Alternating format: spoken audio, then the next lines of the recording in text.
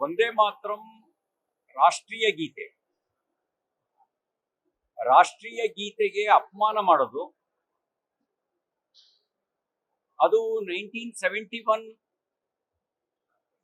Act ನ ಪ್ರಕಾರ 1971 ನಲ್ಲಿ prevention of insults to national honour act, prevention of insult to national honour act ಅದಕ್ಕೆ ವಿರುದ್ಧ ಆಗತ್ತೆ.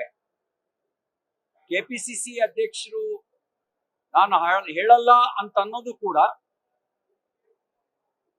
ಈ ಕಾಯ್ದೆಯ ಪ್ರಕಾರ ದ್ರೋಹ ಆಗುತ್ತೆ, ರಾಷ್ಟ್ರದ್ರೋಹ ಆಗುತ್ತೆ. ಈ ಕಾಯ್ದೆ ಪ್ರಕಾರ 1971 ನಲ್ಲಿ ಈ ಕಾಯ್ದೆ ತಂದಿದ್ದು ಕಾಂಗ್ರೆಸ್ ಸರ್ಕಾರ.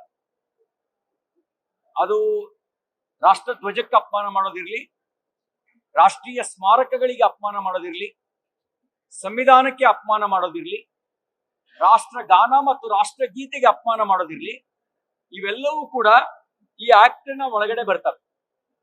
ಬರೀ ಸಂವಿಧಾನದ ಪುಸ್ತಕ ಹಿಡ್ಕೊಂಡು ನಾಟಕ ಆಡಿದ್ರೆ ಬರಲಿಲ್ಲ. ಸಂವಿಧಾನ, ಅದರ ಆಶಯಗಳು, ಕಾಯ್ದೆ, ಇದ್ರ ಬಗ್ಗೆನೂ ಸ್ವಲ್ಪ ತಿಳುವಳಿಕೆ ಇರಬೇಕಾಗತ್ತೆ. ಯಾವ ಕಾರಣಕ್ಕೆ ನೀವು ಪೂರ್ತಿ ಹಾಡು ಹೇಳಲ್ಲ ಅಂತ ಹೇಳ್ತಾ ಇದ್ದೀರಿ? ಈ ಮನೋಭಾವನೆ ಜಿನ್ನಾನಿಗಿತ್ತು. ಈ ಮನೋಭಾವನೆಯನ್ನ ಬೆಳೆಯೋಕ್ ಬಿಟ್ಟ ಪರಿಣಾಮ ಭಾರತ ವಿಭಜನೆ ಆಯ್ತು.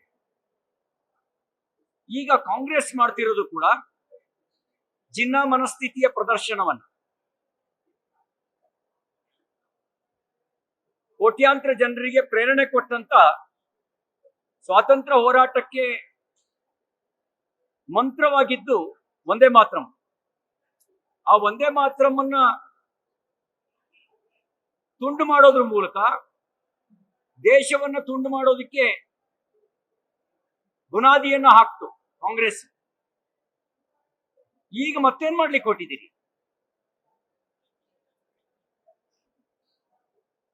ನಾನು ಹೇಳಲ್ಲ ಅನ್ನೋದು ನಿಮ್ಮ ಸಂವಿಧಾನ ವಿರೋಧಿ ಮನಸ್ಥಿತಿಯನ್ನ ತೋರಿಸುತ್ತೆ.